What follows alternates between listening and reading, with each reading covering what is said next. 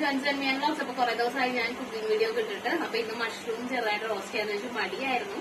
അപ്പൊ അതുകൊണ്ട് പെട്ടെന്ന് എളുപ്പത്തിലൊരു മഷ്റൂം റോസ്റ്റ് കാണാം. ഇതിന്റെ അകത്ത് നമ്മള് ഇട്ടേക്കുന്നത് ഇഞ്ചിയും വെളുത്തുള്ളിയും പച്ചമുളകും കൂടെ ഞാൻ മിക്സിയിലൊന്ന് ചതച്ചിട്ട് എണ്ണയിൽ അതൊന്ന് വഴറ്റാനായിട്ട് വെച്ചു. അതിനുശേഷം നമ്മള് കുറച്ച് ഓണിയനും അതുപോലെ തന്നെ ഒരു 2 പീസ് ഓണിയൻ ഞാൻ എടുത്തിട്ട് മിക്സിയിൽ ക്രഷ് ചെയ്ത് വെച്ചിട്ടുണ്ടായിരുന്നു. ആ ഓണിയനും കൂടെ ഞാൻ ഇതിന്റെ അകത്തേക്ക് ആഡ് ചെയ്ത് കൊടുക്കുകയാണ്. അത് നമ്മൾ കട്ട് ചെയ്തൊക്കെ വരുമ്പോൾ കുറെ സമയം എടുക്കില്ലേ, അതിന് പകരം ജസ്റ്റ് ഒരു 2 പീസ് മിക്സിയിൽ ഇട്ടിട്ട് ഒന്ന് ഇതാക്കി വെച്ചാൽ മതി. ഇത് കുറച്ചിടണം, എന്നിട്ട് ഇതും കൂടെ ഒന്ന് മുരിച്ചെടുക്കണം. ഹായ് ഗായ്സ്, അപ്പൊ ഇത്രയും പൗഡേഴ്സ് ആണ് നമുക്ക് ഇതിനകത്ത് ഉള്ളത്. Turmeric powder, chilli powder, garam masala, coriander powder, pepper പൗഡറും ജീര പൗഡറും ആണ് നമ്മൾ ഇടുന്നത്. അപ്പൊ ഈ ജീര പൗഡറൊക്കെ കുറച്ച് ഇഷ്ടമില്ലാത്ത, അങ്ങനത്തെ ജീര ഫ്ലേവർ ഇഷ്ടമില്ലാത്ത ആളുകൾ ഇടണമെന്നില്ല. അപ്പൊ ഞാനൊരു 1/4 ടീസ്പൂൺ മഞ്ഞൾപ്പൊടി ഇട്ടു.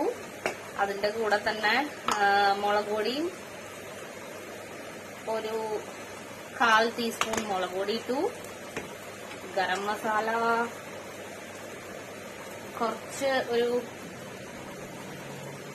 1/4 ടീസ്പൂൺ ഗരം മസാല ഇട്ടു.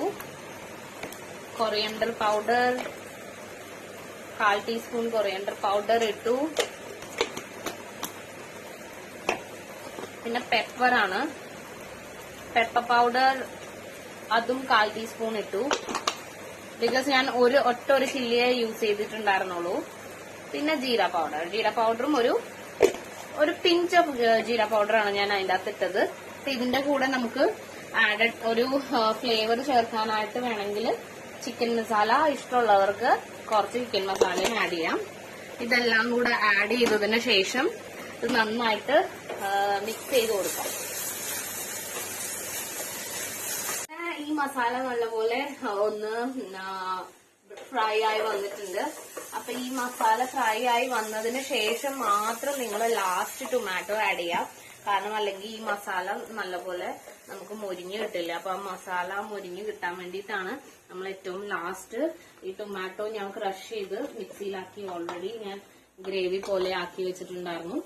ആ ടൊമാറ്റോന്റെ പൾപ്പും കൂടെ ഞാൻ ഇതിന്റെ അകത്തേക്ക് ഒഴിച്ചു കൊടുക്കാണ്.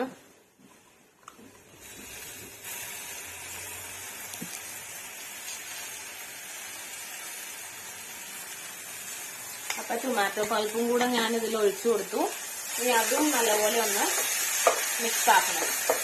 മസാല നല്ലോണം ഡീപ് ഫ്രൈ ആയി വന്നിട്ടുണ്ട്.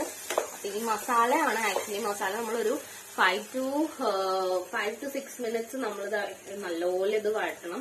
കാരണം ആ മസാല നല്ലപോലെ ഫ്രൈ ആയാലാണ് അതിന് ടേസ്റ്റ് വരുള്ളൂ. അങ്ങനെ മസാല ഫ്രൈ ആയി നല്ല ഇതായി വന്ന് കഴിയുമ്പോൾ നമുക്കൊരു സ്മെല്ല് വരാൻ, ആ മസാലയുടെ സ്മെല്ല് നമുക്ക് കിട്ടും.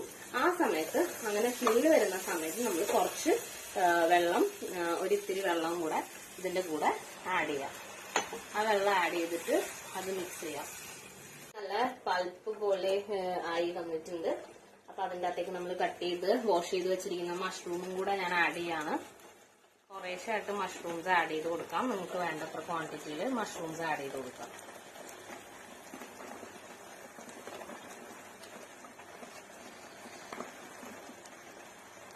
അങ്ങനെ നമ്മൾ ഇട്ട മഷ്റൂം ഇതിന്റെ അകത്തേക്ക് മിക്സ് ചെയ്യണം നല്ലോണം. അപ്പോ മഷ്റൂമിലെല്ലാം ആ ഗ്രേവിയൊക്കെ പിടിച്ച് നമ്മളിതെല്ലാം മിക്സ് ആക്കിയതിന് ശേഷം ഇതിന് കുറച്ച് നേരത്തേക്ക് സ്ലോ കുക്കായിട്ട് അടച്ചു വെക്കണം. സിമ്മിലിട്ടിട്ട് അടച്ചു വെക്കണം. അപ്പോഴേക്കും മസാലയൊക്കെ സെറ്റായി മഷ്റൂമിന്റെ ഇതൊക്കെ അതിൽ ഇറങ്ങും. പിന്നെ നമുക്ക് അടച്ചു വെക്കാം. ഫിനിഷ് ആകുമ്പോൾ കാണിച്ചു തരാം. മഷ്റൂം മസാല റെഡി ആയിട്ടുണ്ട്. അപ്പൊ ഇതാണ് മഷ്റൂം മസാല. നമുക്ക്